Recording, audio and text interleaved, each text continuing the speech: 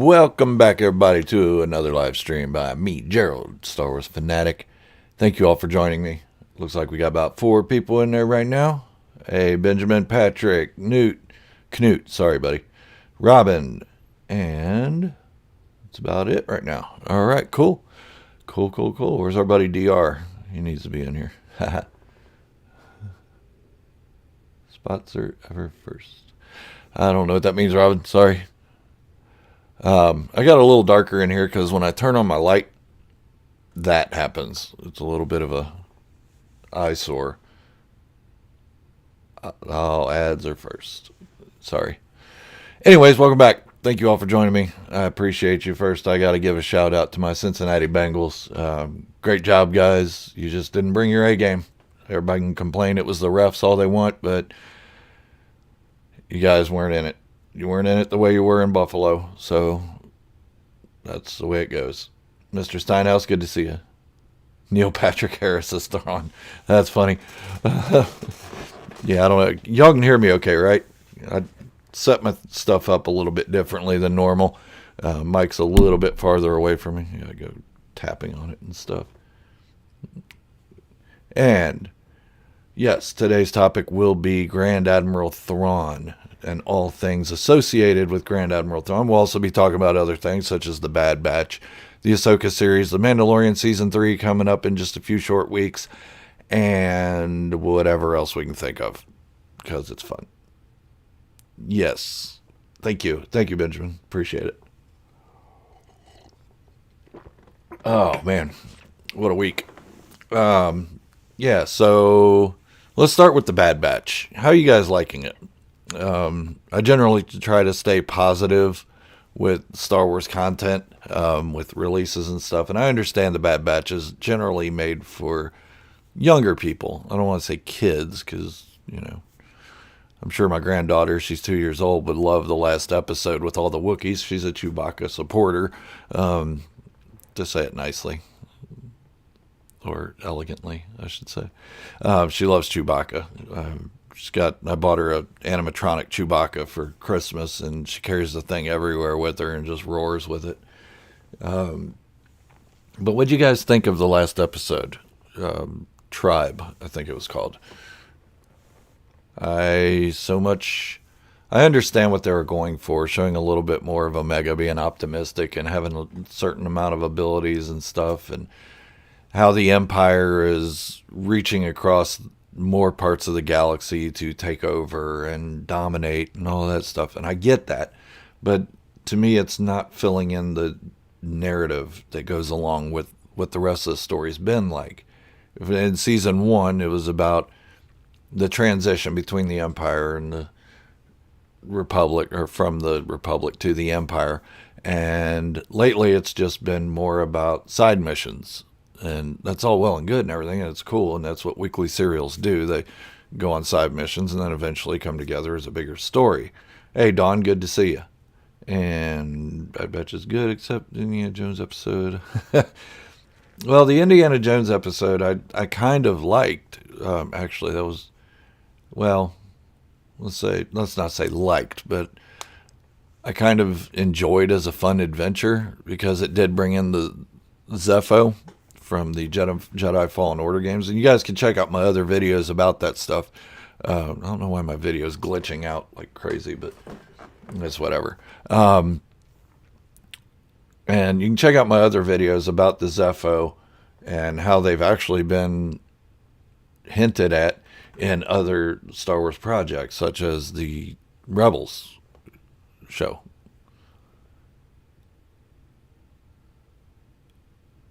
Yeah, I'm reading your comments, sorry.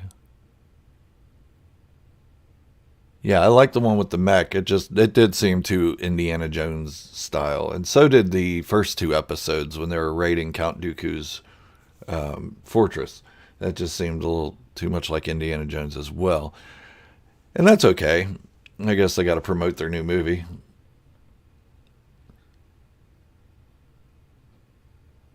And just reading some more comments. Yeah, it's all over the place with the writing. I mean, good point, Patrick. I'd like it to be a little more consistent But like I said, it's a kids show, and I should just shut up and enjoy Star Wars, like I tell people to do all the time. Um, yeah, I do like that they brought in Trandoshans to help that transition into, or from being a free world into being in slavery. It made sense. Um, and I liked seeing Gunji again. That was nice. I mean, who doesn't like a good little Wookiee Jedi? He's pretty cool, and he looks like he's grown up a little bit, and his powers have become a little stronger with the Force, and it was all neat and everything. Um, but I just don't think the overall narrative went well with the story. I wish they would get away from Sid. I mean, they've been paid off to her for a while now, and seems like, okay, now what? Let's move along. Um, Also, I'm wondering where's Crosshair. There's 6 episodes out, and there's only been one with him. Just reading some more comments here. It looks like we've got about 8 people in here right now. I might download this later and put it as a regular video. Um, so next up, we're going to talk about is, okay, we went over the Bad Batch. That series, I was a lot more hyped for it than what I'm getting. I guess that's my own fault for having high expectations, or higher expectations than I should have. It's not bad. The show's not bad at all. It's just, I was looking for something a little different. Yeah, Sid can. She definitely can just, go right out. Um, Not my favorite character at all. Not in this series, at least. I want to get back to some Cody stuff or something, and show how the Bad Batch is going to move forward from these weekly adventures and go on something a little more worthwhile, like Echo wants to do. Hunter seems to be getting annoyed with the little adventures, and he's just, just appeasing Omega right now, who they need to show more of her backstory and less of her, of course, we promise we'll find your people. You can't promise that. You don't know what's going on the planet. You just got there. Oh, that would be nice. Show them taking on the Empire directly. I'd like that. Uh, I think that should be one of the things. Yeah, I think by the title's done, that it does look like they'll get back to the main theme, and I'm pretty excited for that. I don't know if I'll be able to get a review video out that morning since it's a double episode. I'll be up at 3 a.m. to watch them, so they'll be over around 4-ish, and then I have to leave right around 6:15. So it'll be hard for me to do a review video in, 2 hours? Do I think Thrawn is still in the unknown regions? That detail I'm not real sure about, the child. Thank you for the question. I would think if he's still in the unknown regions, he's going to be discovered shortly. If he's not in the unknown regions, then there's something big going on behind the scenes. I think he is out of the unknown regions for only one reason, really. It's because Ahsoka asked the magistrate, where is Grand Admiral Thrawn? Well, if the magistrate knew Grand Admiral Thrawn was in the unknown regions, she wouldn't know exactly where he is. So implying that the magistrate knows where Thrawn is means he's out of the unknown regions, at least to me. That's a minor detail, and I might be reading a little much into it, but that's the way these things go. I read a lot into stuff that I probably shouldn't. It's my analytical brain, I guess, from studying literature for so long and reading between the lines, or reading between lines that aren't really there even.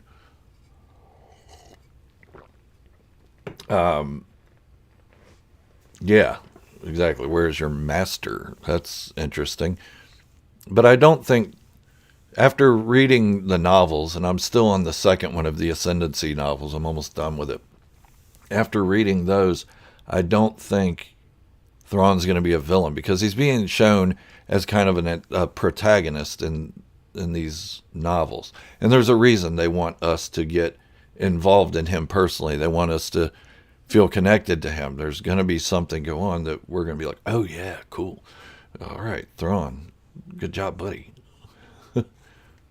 Oh yeah, it's definitely possible that Thrawn and Ezra are working together. I made a video about that, I don't know, probably a year or more ago, about how Thrawn and Ezra are probably like in an enemy mine situation, which was a great movie.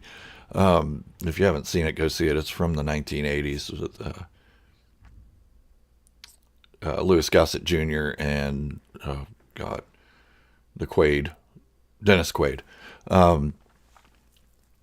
It was where they were enemies fighting each other. They both crash landed on a planet, and then they both wind up working together and becoming really close friends.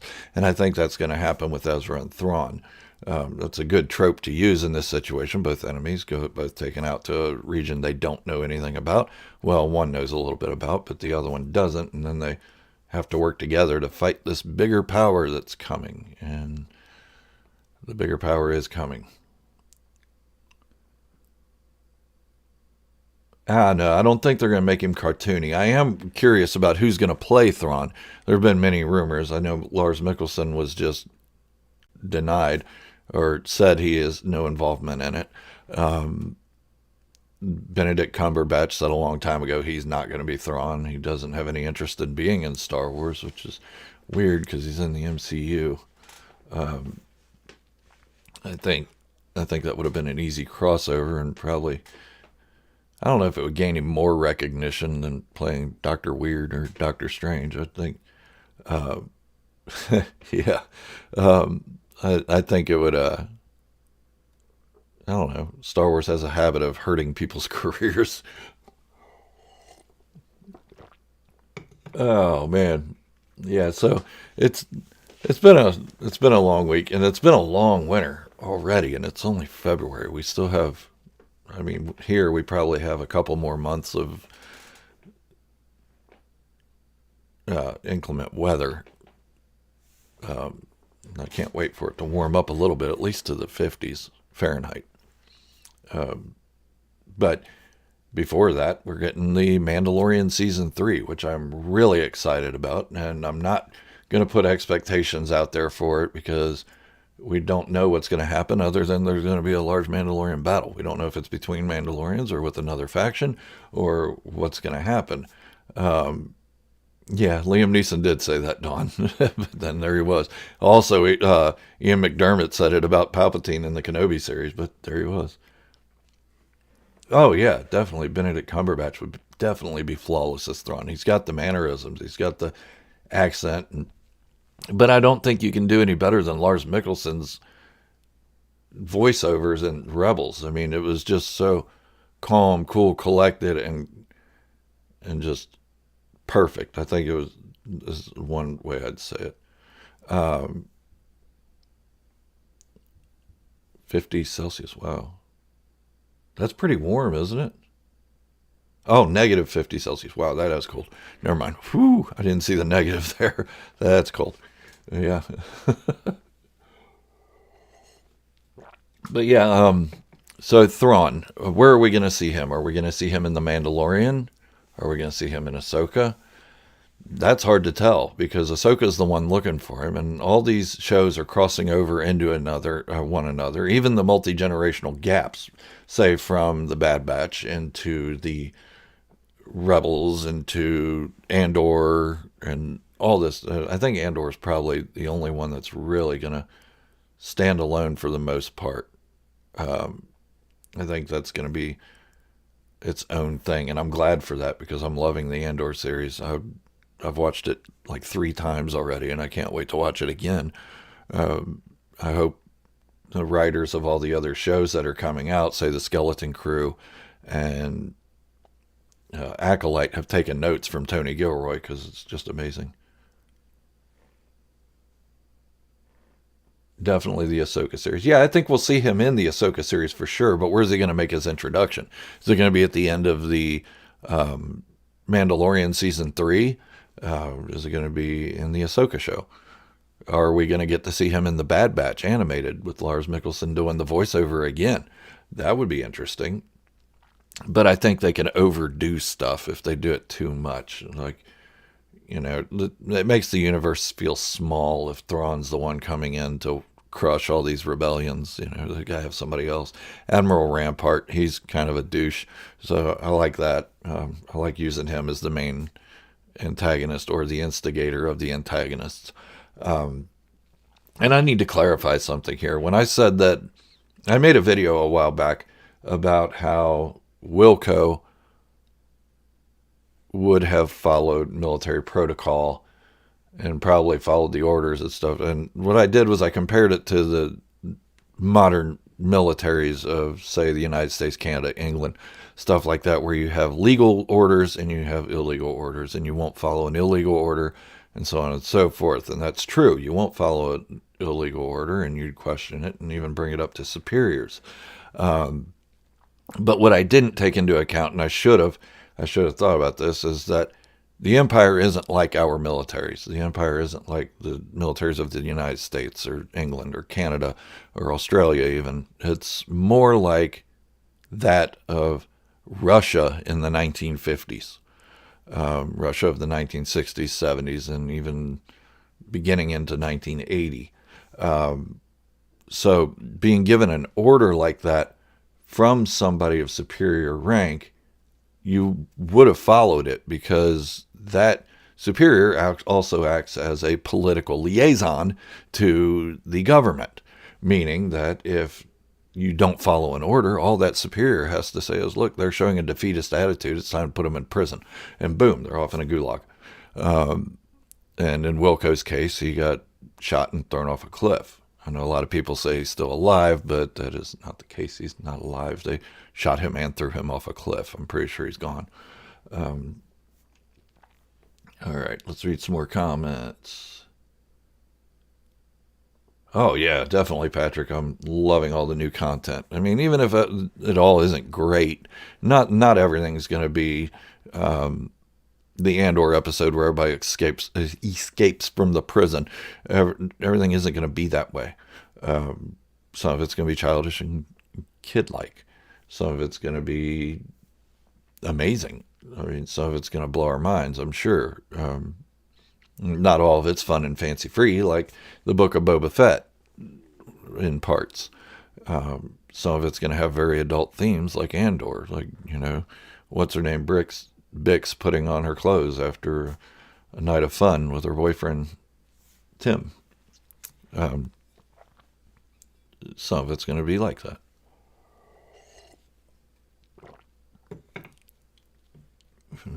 And just to remind you guys, it's hard for me to keep up with all of the chats and everything. So if y'all want to send a super chat or something, that's cool. I appreciate that. I'm doing big things with the channel, and I'm trying to make this more and more and more of a full-time thing. And I just need the word to get out there to everybody, hey, this guy exists, and he's not horrible. I don't think I'm horrible. Hey, Anakin Skywalker, good to see you. Is it your birthday? If so, happy birthday. I see a little birthday cake there. It looks like a birthday cake. My glasses are older, so I need a new prescription. So yeah, Thrawn. It's going to be amazing. I'm so glad we are getting Thrawn. And when we got him in Star Wars Rebels, when he was first announced, I think it was a Star Wars Celebration, they showed the preview for season 2 of Rebels, and Thrawn appeared, and everybody's like, wow. And I was like that too. I was like, wow. And I was watching it from a laptop at work, and I was like, wow. Thank you, Patrick. I appreciate that, buddy. And yeah, so bringing him into live action and making him a canon character after what was the Heir to the Empire series back in the 90s, 92, I think the first one came out. It's just awesome. And for everybody to say, oh, Kathleen Kennedy's not using source material, not using this and that. Kathleen Kennedy's not writing the stuff. Yeah, she misspoke, and she was kind of stupid when she said that. I'm not going to take up for the woman. She just needs to be, I don't know, she's got to go. Sorry. 53. Wow, I just turned 50 in August. potentially see some super commandos accompanying Gideon. Ooh, that'd be nice. Maybe remnants of the Imperial Mandos. Oh, yeah, that'd be neat, too. The Imperial Mandos led by Gar Saxon. Who doesn't like that guy? You got to love to hate him. I mean, he's crazy Mandalorian through and through. Thank you, Benjamin. I appreciate that, buddy. That's awesome. It really helps me achieve my goals, and it helps people to... I'm pretty sure YouTube, when you get super chats and stuff, YouTube posts your stuff a little more regularly because they too are making money off of it. And they're like, hey, this guy's making money. Let's advertise his stuff a little bit more. When I started this channel, I wasn't really wanting to do it for money or fame or any of that. And I'm still not really. I want to make a living off of it. I'm not looking to be the biggest Star Wars channel around. I just want to make a modest living where I can live comfortably, and this is what I can do. This is what I could do for my family and for my life and everything, because one day I would like to be sitting behind this camera, or in front of this camera, and behind this microphone, and talking to you all constantly, because that just seems like a dream come true. Talk about Star Wars for a living. I mean, that'd be great. And I'm not, like I said, I'm not looking to be rich. I'm just, I'm probably too old to become rich at this point if I haven't already. And I haven't. I'm not rich at all. But if you guys can see, if it looks grainy on the camera or anything, I do have a new camera coming. I accidentally bought it. I was ordering a new pop filter for my microphone here, and somehow I had put the camera into my bin, and by the time I clicked order now, it ordered both of them, and I was like, oh crap, oh well, guess I'm getting a new camera, new better camera, one that's got zoom and a remote control and all this other stuff, so that'd be fun. Yeah, Kathleen Kennedy, I'm glad we're getting so much Star Wars content, and I don't think that would have happened under George Lucas. Yeah, he says he's had treatments for 7, 8, and 9, and I love the guy. I love what he's done. I love the franchise he's built and he's made and everything. But if you watch interviews of the past, he's often recanted things he said. Is Boba Fett a Mandalorian? Is he not a Mandalorian? Did he not like him? Did he do like him? Did he did like him? Oh boy, that was dumb. Dawn, you're not ancient. You're not ancient. Did you get that retirement yet? Because the way it sounds, you really deserve it. Oh yeah, I'd love to post content every day, and not just one video. I'd do like 2, 3 videos a day. And my videos would be a lot better too, because as it stands right now, I only get about 2 to 3 hours in the mornings to work on videos. And that includes writing the script, recording it, putting the video over it and all that. And sometimes I'm rushed and I really want to get a message out there, but I'm not able to edit everything the way I want. I don't have people editing for me. I don't have people building my videos, making my thumbnails. It's all me. I'm doing it all. So I only have a few hours in the mornings to do it. And that's why I get up at 3 a.m. to do it. And then I have to go to work. And then I'm at work. And then when I get home, I don't work on videos because I like to spend time with my wife. And when my son's over, I spend time with him. Oh, thank you. The Real Truth Movement. Thank you, man. I appreciate that. I had this made. And if you notice, there's one. Where's it at? All right. It's all backwards, so forgive me. One tooth missing. And I had that done on purpose just so this would be an original shirt. And an original design. I removed one tooth when I had this shirt done. And yeah, the Mandalorian culture is definitely my favorite. Anyways, back to George Lucas. So he said he created treatments for 7, 8, and 9. Well, if you guys remember when The Force Awakens came out and he got butthurt over The Force Awakens, rightfully so. He's allowed to get butthurt over that because he had story treatments he gave them. I don't deny that. He had story treatments he gave them. But at that time when The Force Awakens came out, he said, well, my story was going to be different. It was going to be about the younger generation, yes, but it was going to be more about midichlorians and microscopic organisms and how they're dealing with everything and what influence they have on the Force and all this. And I'm like, really? Midichlorians was one of the issues people had with the Phantom Menace. That's why not much else was said about it after the Phantom Menace, because you got so much hate for it. Now you're saying your trilogy was going to be based on that. And then when the Rise of Skywalker came out and he saw that Palpatine had somehow returned, and I'm not saying that was a great idea or a bad idea, it's just saying it is what it is. George Lucas said, no, mine was going to be about Darth Maul being the antagonist. Well, you didn't want Darth Maul to be returned in the Clone Wars. You told Dave Filoni that was a bad idea when it was happening. And now you're all on board, and now you're saying, okay, so it sounds a lot like pandering to me. So I don't think we're getting the entire truth out of everything. I think we're getting, a lot of, okay, fans hate these movies, I'm jumping on board with it. And George Lucas is great in his own right, and I'm not denying that. I just think that, he's sitting back with $4.6 billion plus a stock in the company. He's not hurting for anything. Link between Armorer and the Moff. He knew too much about Din. Oh, he did. Good call there, Don. And Lady Arrow, good to see you. John Hamm. I don't know who that is. Man, maybe I'm not up on my new stuff. But yeah, so I just think everybody needs to take everything that's being told with rumors of George Lucas and all that with a grain of salt. And I'm not apologizing for the sequel trilogy. If you don't like it, you don't like it. That's fine. That's up to you. That's your opinion. Just be cool about it. Don't harass people because you don't like it and they do or something. I've been getting a lot of comments like that, and I try not to get triggered, but when somebody's just downright rude, then it really boils me up, and I react, and my wife yells at me a lot. Not yell, but my wife gets on me a lot about that. You should just leave it alone. Don't say anything. Just don't acknowledge them. And I'm like, no, there's other people that do like them that are reading these comments and are afraid to speak up. And I just think that, somebody should speak up. It's been long enough. It's been 3 years. Let it go. Yeah, they weren't the best movies made, but none of the movies were the best movies made. No Star Wars project has been perfect.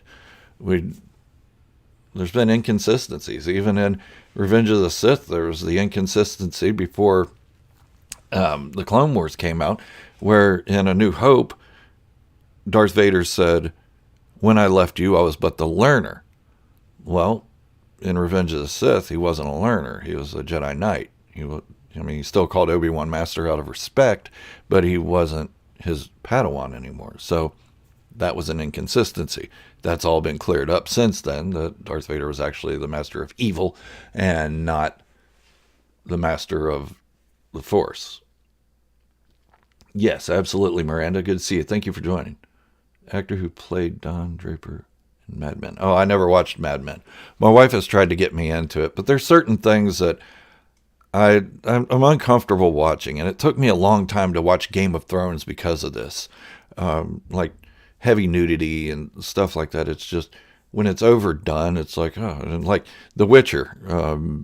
It took me forever to watch The Witcher, and I'm glad I did, but there's still stuff in it that I turn my head because I'm just like, good to see you back, Knut. Thank you.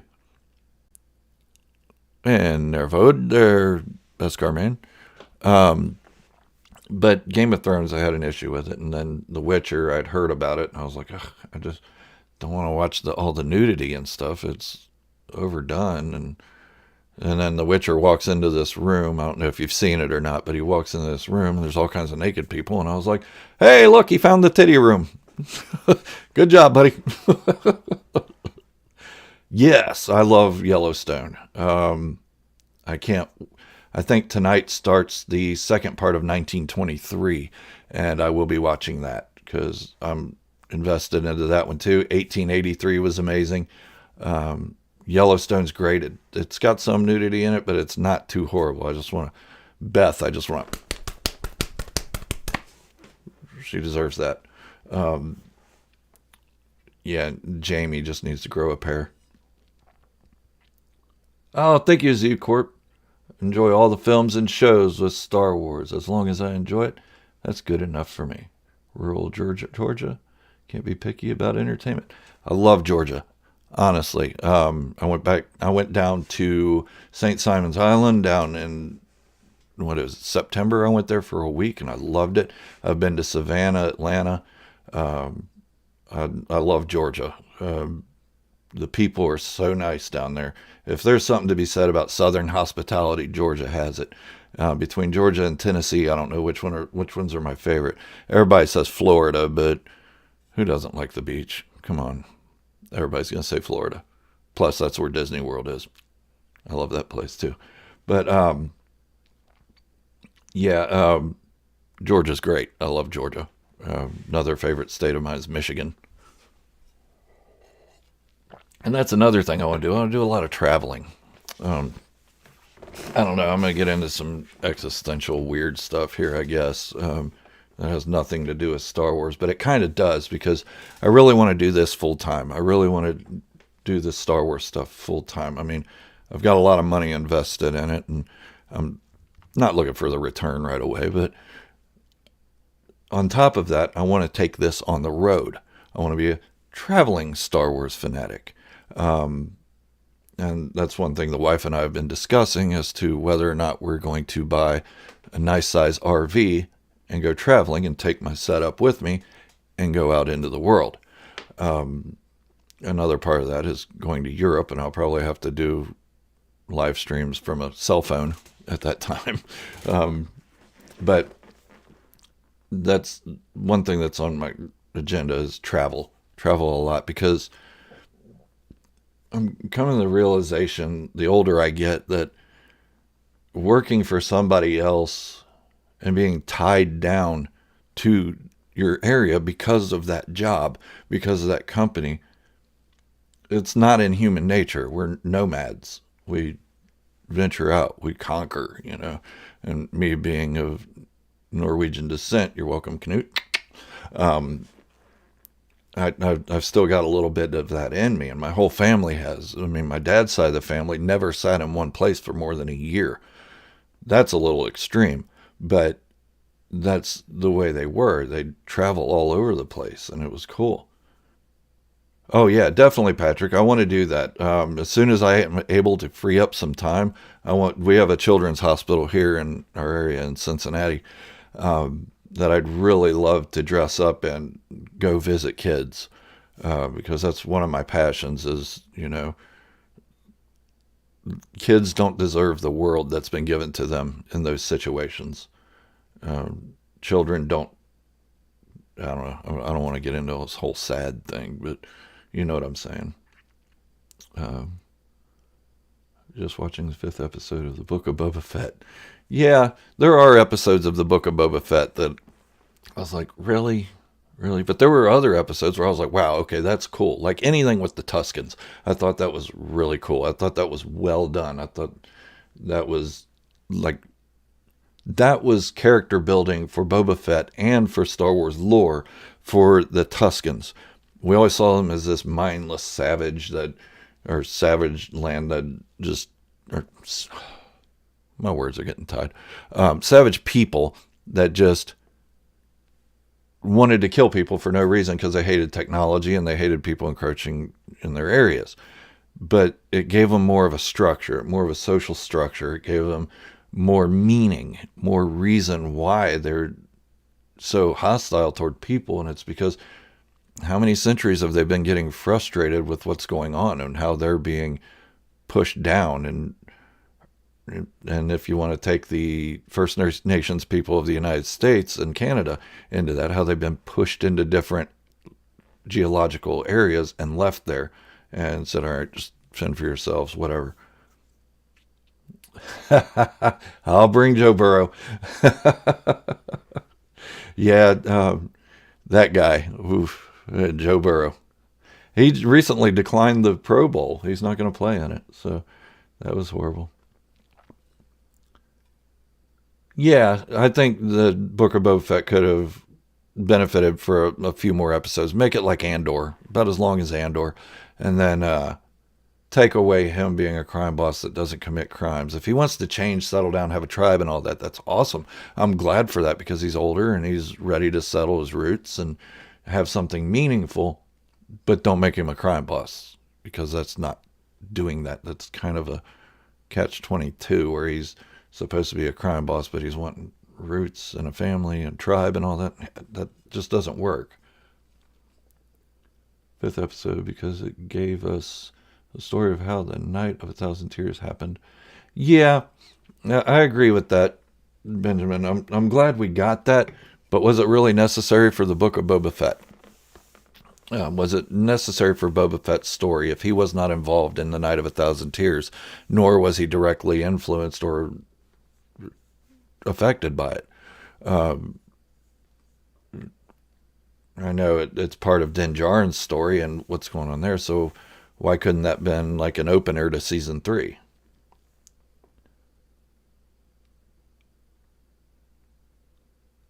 Yeah, I'm glad for that, Patrick. No. I'm not sure what you're saying there. No to. Maybe you're answering somebody else. Um, but yeah, the children do deserve better, Miranda. And if I can bring just a little bit of joy into their lives and give them some optimistic hope, then that's what I'd like to do. I'll back here, put on old Jeff over there, and let me raise my microphone a little bit and see if you can see him a little bit better. There we go. Can you still hear me all right when I do that? Um, yeah, I named my mannequin Jeff. His name is Jeff. Just because. But yeah, I need to put it back on. I haven't put it on since Halloween. And I've done some modifications to it. If you can see dangling around his neck, that's actually a rancor tooth. Somebody had made it and given it to me at the Cincinnati Comic Expo. All right, Anakin. And what am I looking at? Hey, greetings, Dr. Mad Studio. Good to see you. Thank you. A little jolly old UK.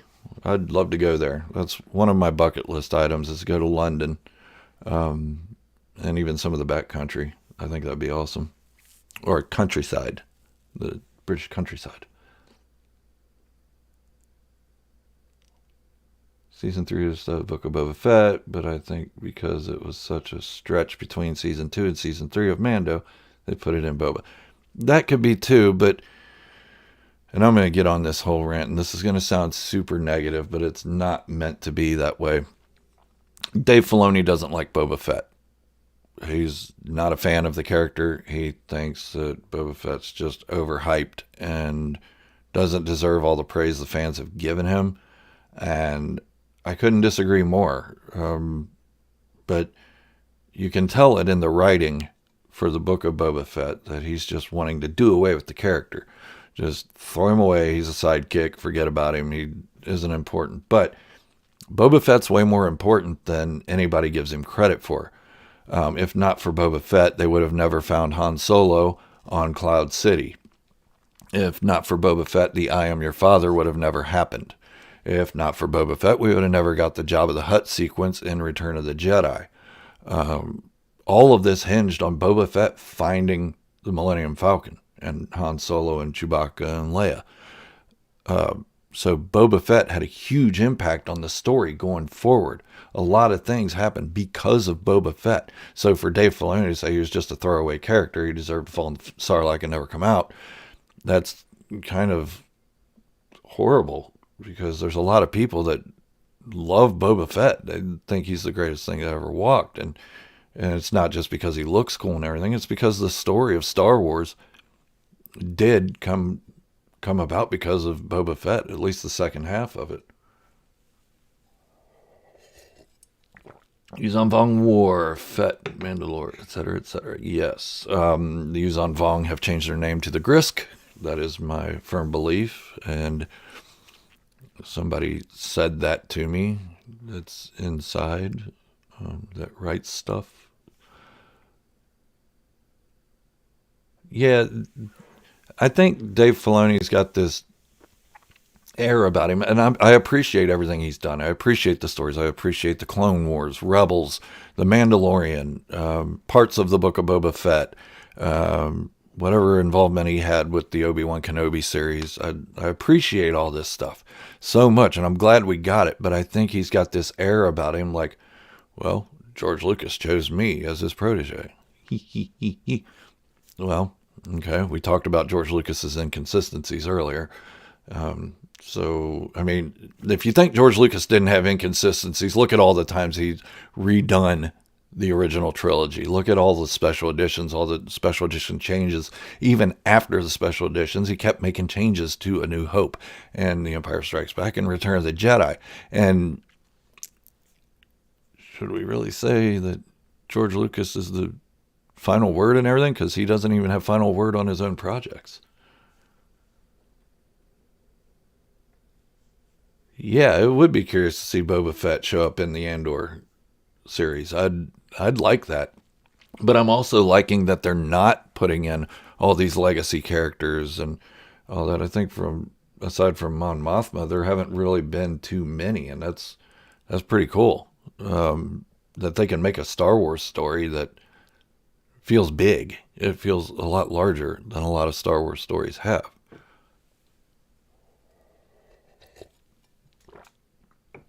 Yeah, so I like the Grisk as well, Patrick. Like I said, I'm in the second novel of the Ascendancy novels, and I'm pretty sure the Grisk are coming out right now. It's awesome. His face was never shown.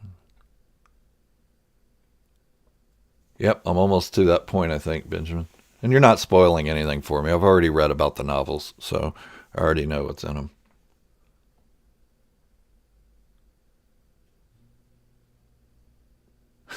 That's probably likely, Miranda. And I'm gonna give a little bit of substance here. The sequel trilogy, I'm not harping on it saying it was great by any means because there were flaws, as I said before. There are parts I don't agree with. There are parts that I thought were very well done. But one thing that catches my attention is when people say there was no plan for the sequel trilogy. Well, there was no plan for the prequels either. There was no plan for the originals. They were all written one after another, not at the same time. Originally, Darth Vader was supposed to be a separate person from Anakin Skywalker. Boba Fett was supposed to be Darth Vader's brother in one early iteration of The Empire Strikes Back. And I just think to say there was no plan for the sequel trilogy is kind of a cop-out, and you're not really paying attention to the history of Star Wars because George Lucas wrote one after the other, hence why Jar Jar Binks wasn't in Attack of the Clones or Revenge of the Sith all that much. I mean, in an interview or in a documentary for The Phantom Menace, he said everything hinges on Jar Jar.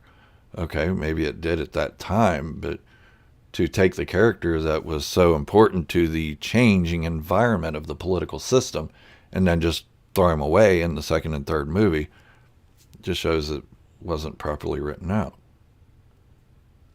Yeah, he did have a vision of what he wanted, and he wanted it to be about family and hope, and that's understandable, and I get that. But it showed him, if you had the VHS release of the Phantom Menace, the box set, there was one part at the end when he says, "Okay, this movie's done. Now I'm going to write the next one." And then it shows him putting pen to paper and writing it. And I like that. I'm glad he put pen to paper. That just feels so nostalgic to me. And I'm not putting George Lucas down by any means because it's hard to create an entire outline for an entire story that spans three generations. It's darn near impossible, or I should say damn near impossible, because things are going to evolve and change. Your ideas are going to change over time. You're not going to stick with the same stories and same ideas. Like Leia and Luke kissing. Obviously, they weren't supposed to be brother and sister. And they didn't kiss just once. I think we said that at the same time there, Patrick. Yeah, I do think that the sequel trilogy did lack from an overall structure. That's for sure. That saying Rey was a nobody in The Last Jedi was great. That was appealing to me. That I was like, okay, that means anybody could become something. And that's something that plagues us in our modern time is these class systems like, no, you weren't born into money, so you don't deserve money. No matter how hard you work, you're not going to become anything. You're a nobody. And nobodies can become something. And that's something I liked about Rey being a nobody. Then she was a Palpatine, and all the people that theorized she was a Palpatine got mad that she was a Palpatine. You wanted that to happen. Lucasfilm ran with it. They can use a good kiss. Yeah. The Phantom Menace was my first Star Wars film. I can still remember the day my dad took me to see it all those years ago, 1999. It was my oldest son's first Star Wars film, too. Took him to see it. We left as soon as they showed Darth Maul because he got scared. I hope he's watching this. I really hope he's watching this because I was upset. That was like my third viewing of the movie, and he'd been begging me to take him to see it, and I took him. And we get to the first viewing of Darth Maul, and he got scared. I think he was only, he wasn't even 4 at the time. So, yeah, I mean, Darth Maul can be a scary figure for anybody. It was supposed to be a love triangle. Yeah, and Robin, you're right. There were interviews with Mark Hamill saying that he's going to get the girl before Empire Strikes Back, or after Empire Strikes Back. And he's like, I'm better than Han. I'm going to get the girl. Come on, Mark Hamill, let's go back to that interview and think out what you think now. You really still want the girl? Yeah, and with the Phantom Menace, there was a lot of hate. There was a lot of hate coming out. And I was the same way when I walked out of the Phantom Menace that I was when I walked out of The Last Jedi. I walked out of the Phantom Menace, I was like, man, that's a great movie. Wow.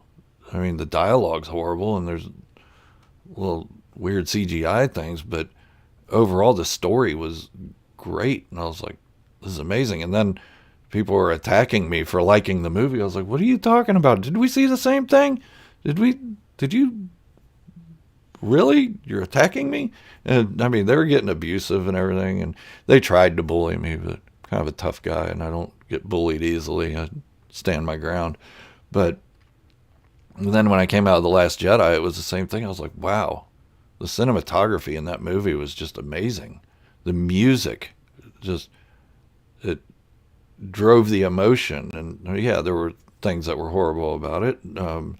Like Luke throwing the lightsaber over his shoulder. I thought that comic relief was unnecessary. I also thought that, the bomber scene was a little iffy. But when I walked out, I was like, man, there were so many great things about that. And I can see where they're going with the story overall. And it looks like it's going to be really good, Star Wars. And then I read on the internet and people hating on me for liking it. I was like, did we see the same movie? Is this the same thing? In Between Empire. No, I haven't seen that or heard it. I've seen all the cool interpretations of the original trilogy and Mando as 60s. I don't think so. Actually, Patrick, it started even back in The Empire Strikes Back when Darth Vader said, I am your father. The hate came out then. He can't be Luke's father. There's no way he can be Luke's father. This is stupid. This is the worst movie. So, hate towards Star Wars movies has been going on since the first sequel to a Star Wars movie. It's nothing new. And it's something we've all dealt with over the decades. I was 5 years old when A New Hope came out. And I remember it plain as day. Everybody loved it. It was the best thing ever created. But then The Empire Strikes Back came out, and I was, 7, 8 years old?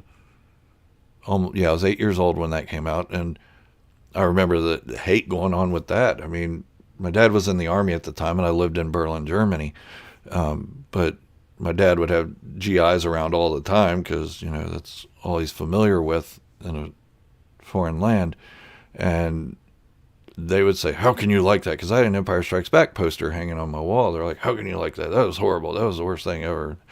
And I was like, what are you talking about? Did we see the same movie? Ewok spin-off movies and cartoons. Yeah, the cartoons were horrible. The movies were just above the holiday special of 1978. Sorry. Caravan of Courage wasn't terrible, I guess. They were kids' movies, so I was an adult at the time that they came out, and I was going through a phase where I was like, okay, Star Wars is for kids. I'm into death metal. Not really. I never really got into death metal, but metal I did. I played guitar and drums and all that. I focused a lot of attention on that until I figured out, wait a minute, this is getting me nowhere. Views on the sequels are mixed at best. Some things I loved and some I didn't. Yeah, same.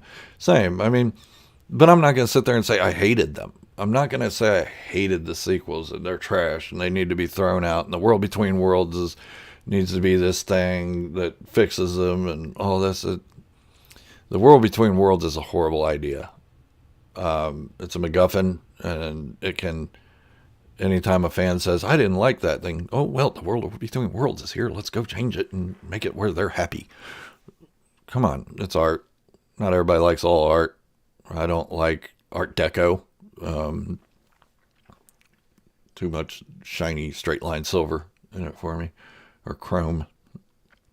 But not everybody's going to like everything you produce. Not everybody's going to like everything Star Wars produces. Not everybody's going to like everything that I produce. And that's fine, because, I mean, I'm not trying to appease anybody or appeal to, the haters or the lovers of either side. I'm trying to be more objective in my videos than I had been in the past, except in the comment section. I just can't help myself. I can't help it because I read every comment, and then when I do that, I see those comments. Like, I forget what it was. One time, a couple weeks ago, I was in Barnes and Noble looking around at Star Wars books and different calendars and stuff, and I just picked up my phone and I said, oh, there's a new comment, and I read it, and this guy's like hating on me for some reason. I forget exactly what it was, and I was like, this guy's just trying to draw attention to his own channel. That's why he's using italics and all caps. This isn't personal toward me, but still, I said, hey, everybody, this is what we call a hater or something like that. A toxic fan. That's what it was. This is what everybody calls a toxic fan. Congratulations, buddy. You win the top prize. And episode 8 screwed up a bit on the piece of hyperspace. Before the episode, hyperspace was relative. FTL, not absolute FTL, like that scene in episode 8 suggested.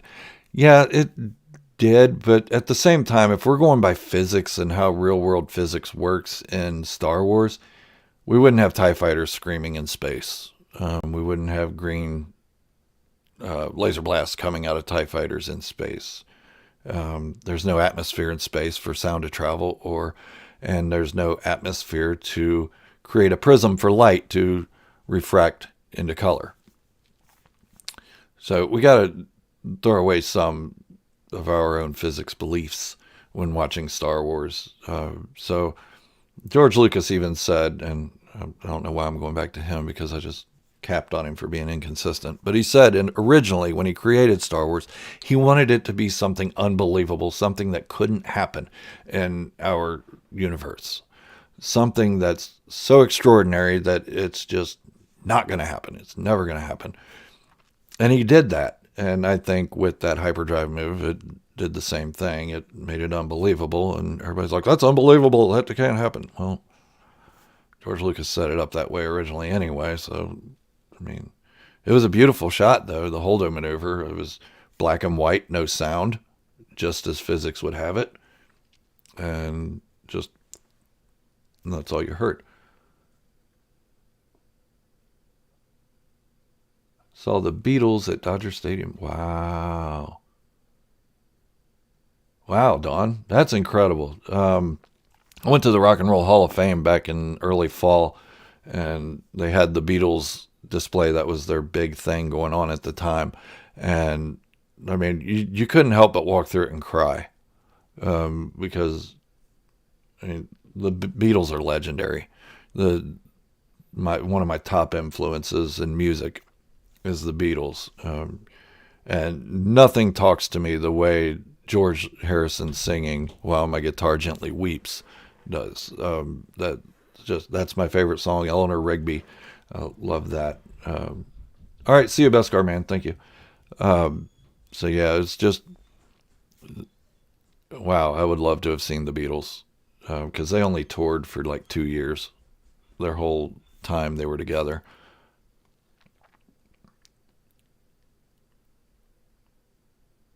Starship sinks. Yeah, depends on a gravity well too. If there's a planet nearby, then even far out, you'll be pulled a little bit toward that planet. But yeah, it's a little extreme. From Pennsylvania. Been to Pennsylvania.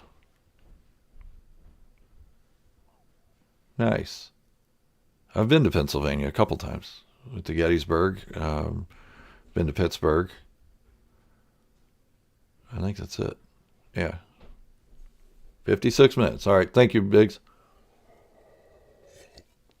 But yeah, Thrawn, back to him real quick for the last few minutes. I can't wait to see what happens with him. That's probably the biggest thing I'm excited about, other than more Mandalorian culture in the next stuff. Thrawn has just been, ever since 1992, when Timothy Zahn revitalized the Star Wars fandom with Heir to the Empire and basically started the expanded universe. It it's just been amazing, and I'm glad that first character is back. Now people can say, "Well, we need Mara Jade back." Well, no, we don't really. Of the Heir to the Empire stuff, Mara Jade was not my favorite. I liked Luke being a monk. I liked him being this overpowered super monk that was more dedicated to his teachings and learnings of the Force than he was in making a family. Oh yeah, Lady Arrow. Good point. Granddad was a music guru, pretty much. The Beatles and Bob Dylan were his two top favorites. Yeah, I've been into music my whole life. My mom and dad. My mom saw Led Zeppelin on their very last concert in Berlin, Germany, right before John Bonham died, and I should have went with her. I wish I had, because that would be amazing. Um, and I think, but being raised around, Led Zeppelin, the Beatles, Pink Floyd, Fleetwood Mac, all this stuff, it's just enriched me in so many ways, and it crossed me over into literature, and then from literature into film, and all this, studying all this.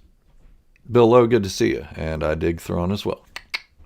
Thrawn's a great character, and I can't wait to see him back, and I can't wait to see him in live action. This is going to be so cool. Hopefully they don't screw him up, kind of like they did the Grand Inquisitor in the Kenobi series. His head wasn't long enough. That's all I got to say about that guy. I did like the performance of Rupert Fine, but I just don't think his head was long enough. They have elongated heads, but then again, some humans have elongated heads too. It doesn't mean we all do. And that wasn't a knock on elongated headed humans. There's skulls and stuff down in South America that show that. But yeah, it looks like we're about to wrap up time. It seems like my wife just got home, and then we'll have to help her carry stuff in. Guys, if you haven't done so already, please hit that subscribe button. You can also join the channel as a member, where I am writing a fan fiction series about Order 66 from different points of view. I've done one already, and I'm working on the second one now, and they're not all going to be from inside the Jedi Temple or even in the ranks of the clones. Some of it's going to be the Senate. Some of it'll be just people noticing that the Jedi are not there anymore. People that are used to seeing the Jedi. Now, we know in the Outer Rim, they're not really going to see Jedi all that much, but I think this is going to be a neat way of telling the story, from a fan's perspective. Yeah, I'd like to see Mayfeld again. But yeah, so if you haven't done so, subscribe. And if you want to join as a member, please do that. I also have a Patreon page, which I want to do more with here really soon. But currently I have 2 patrons, and it's kind of hard to do a live stream on Patreon if I only have 2 people. So go over, check that out. And the more I get, the more stuff I'm going to produce for it. And yeah, like I said, let's help get the word out about this channel, so we can try to do this full time, so I can give you guys as much content as possible, because I'd love to sit here for 8 hours a day talking about Star Wars, and I'll do that. I'll work on this channel for 8 hours a day if I've got that kind of time. And thank you, Patrick. I appreciate that. But thank you all for joining me on this live stream, and thank you for not being too disappointed in the dark background back here. Little Jeff, he says hi. Thank you all for watching. This is Gerald, Star Wars Fanatic, signing off. Wishing you all great health, happiness, and peace. And my mouse is not working. There it goes. Thank you all for watching. Remember, this is the way. And positivity in the Star Wars fandom.